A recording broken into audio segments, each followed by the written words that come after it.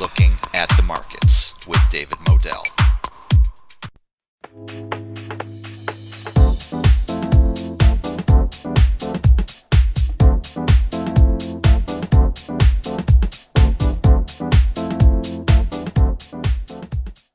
Hello and welcome to Looking at the Markets with David Modell. I am so excited about this interview with Mr. Timothy Coe, the CEO of Entheon Biomedical, an opportunity perhaps in a company that is becoming quickly the leader in psychedelics medicine and DMT enhanced technology. Mr. Coe, welcome to the program, sir.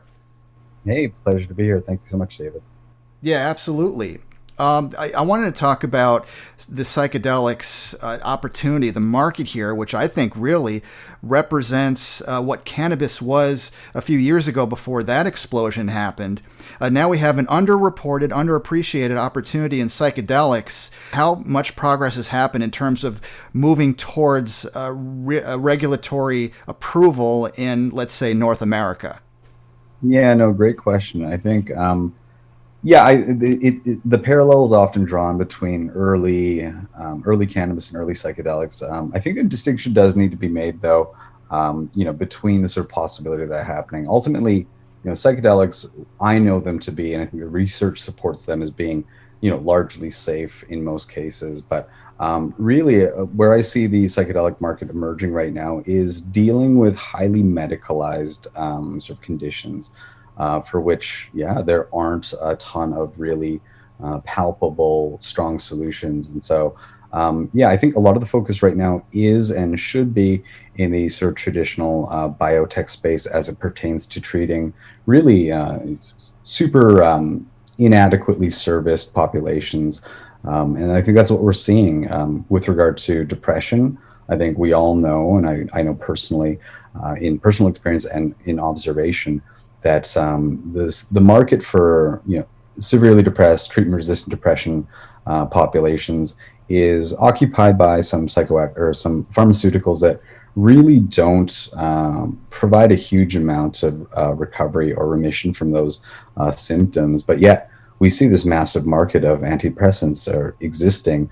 And if you listen to some of the narratives within populations there, a lot of the people are on their sixth or seventh different antidepressant. And even with that process of elimination, the science supports that it's not often that they land at that molecule or at that specific drug due to, optimal effect, but as a process of getting through, whether it's Effexor or Prozac or any number of these drugs, and them not proving effective, just arriving at a drug that is at least sort of nominally tolerated but still not super effective. So I think within these mental health markets, depression and addiction being sort of massive opportunities in underserved populations, there is a population for whom the efficacy rates of the conventional approaches right now just isn't adequate. And I think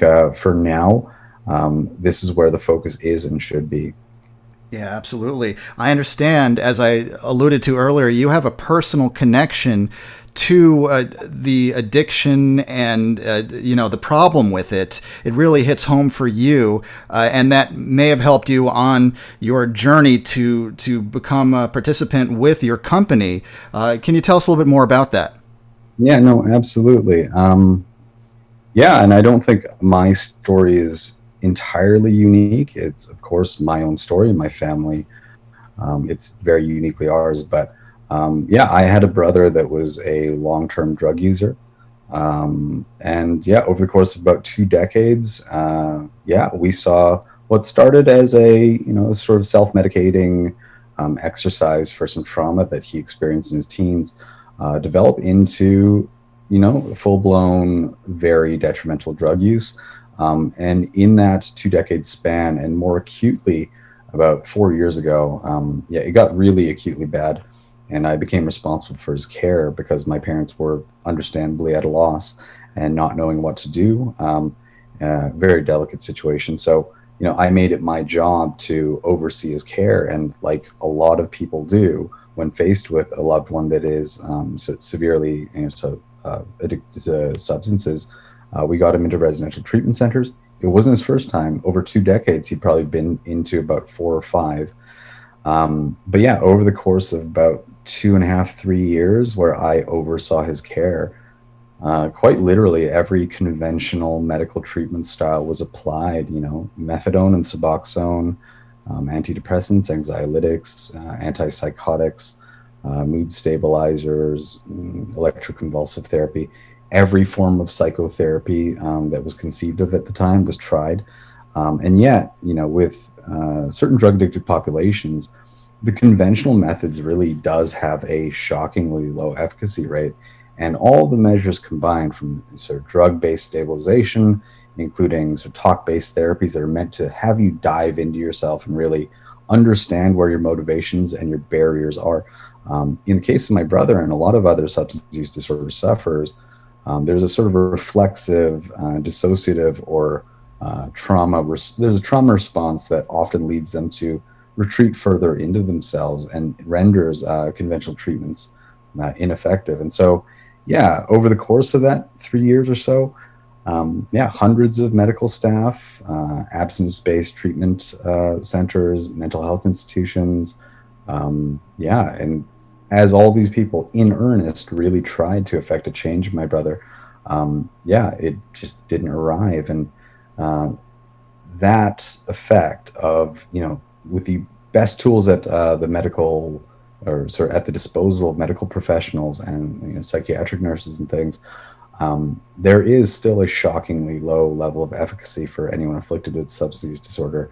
And the sort of more traditional routes of treatment, residential treatment, sort of traditional rehab centers, as well as 12-step abstinence-based recovery. The efficacy rates there are often like shockingly low, in the 5 to 10% range. And so, yeah, the loss was indescribable. It's ultimately, that was like my brother, my first friend in the world, and seeing him go through that with no real clear options in sight, and some of the options that are existing, residential treatment costing anywhere from between $5,000 to $30,000. Like, families like ours, we really did try, and we would spend. There's no amount of money that we wouldn't spend to give my brother the best chance. And yeah, it's a story echoed all throughout society, where parents will mortgage their homes to get their children into recovery, and yet sometimes, too often, the eventual outcome is death. And so, yeah, my brother succumbed to a drug overdose in March of 2019. And yeah, so that was the real fire sort of underneath me. And from personal experience, yeah, I came from the same household that my brother did. So I dealt with a lot of the same issues that he did. And luckily enough, about 8 or 9 years ago at this point, as I was going through some pretty intense trauma therapies, I I reached a stumbling block, a sort of dead end where I couldn't push through. And I was going through my own existential crisis. I was in fight or flight, I was in trauma response, and I was really teetering on the edge of some dark abyss. And I'm glad I didn't find out how deep that hole was. But the thing that pulled me back from that was actually exposure to DMT, which really did drive at the core of my issues. It allowed me a rare insight into what made me tick, what my motivations were, what my attachments were, what my misconceptions about my role in life, my relationships, my value as a human, as a man, as anything. For the first time in my life, it really gave me a clear view of what was important, what wasn't, what I wanted to leave behind, what I wanted to build. And so, yeah, that anecdotal experience is not enough to build a drug company, obviously, but that the combination of what wasn't working, what worked for me, it really did inspire me to say, hey, I need to find the smartest people in the world, to have them validate the idea that psychedelics are useful for creating that really monumental, pivotal internal shift, so that the behaviors that come out of maladapted beliefs, that the beliefs can actually change, so that the person is no longer responding to trauma. And so that's what we did. We pretty rapidly, sort of scoured the globe for the smartest people in psychedelic research. And yeah, we said we're really passionate about helping people that suffer from this. We want your best ideas, and we will get these products made. And so, yeah, if you look at our advisory board, it is comprised of some of the leading scientists: Matthew Johnson, Ramkar Harris, Christopher Timmerman, Dennis McKenna. And yeah, we're really approaching them with the pure intention of helping, and leaving the floor to them, saying, hey, what do you think is the best molecule and the best way to deliver it? And ultimately, we arrived on what we're taking through clinical trials, which is DMT for the purpose of treating addiction. Well, I really want people to visit your website, which is entheonbiomedical.com. And if people are interested in this, in the stock, on the CSE exchange, it is ticker symbol ENBI.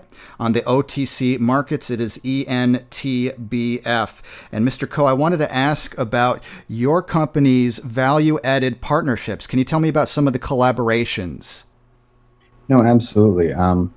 Yeah, though our core aim is getting a drug approved through the normal regulatory channels, um, the reality is that in terms of using these molecules on patient populations, there's a ton of nuance in terms of what constitutes a person that is, depressed or addicted to drugs. The addiction population isn't a monolith. It's comprised of a variety of different personality types, as well as different sort of physiological realities. And so, one of the very interesting recent additions that we've made to the Entheon story is with the inclusion of a genetics component. We've recently acquired a company called Halogen. Halogen is focused on the development of genetic test kits that will give indications of predispositions to negative adverse reactions such as psychosis or schizophrenia. And so, yeah, that provides us an opportunity to provide at least one additional layer of security, so that anyone that is looking to take a psychedelic experience, they could, understand with some degree of certainty what their predispositions are. But beyond that, I think the really important thing that we'll be developing in the world of psychedelic research is sort of pairing data. So data that comes not only from the pharmacological understanding of the drugs, but also from a genetics perspective and a sort of biometric perspective. What are the variances in people as they anticipate going into a psychedelic experience that might better dictate how safe is this for you, and also, is this the right molecule for you to use? And so, yeah, we're very interested in furthering our data-driven decision-making processes. So, yeah, we've recently acquired Halogen, and we are looking forward to announcing other partnerships that will give us a more data-driven sort of perspective in terms of how we assess clients or patients, and make personalized health choices based on a combination of genetics as well as other biomarkers. And yeah, though we're focused on DMT for the purpose of addiction, we are also interested in other molecules. And so we've recently made investments into an organization called Heading Health.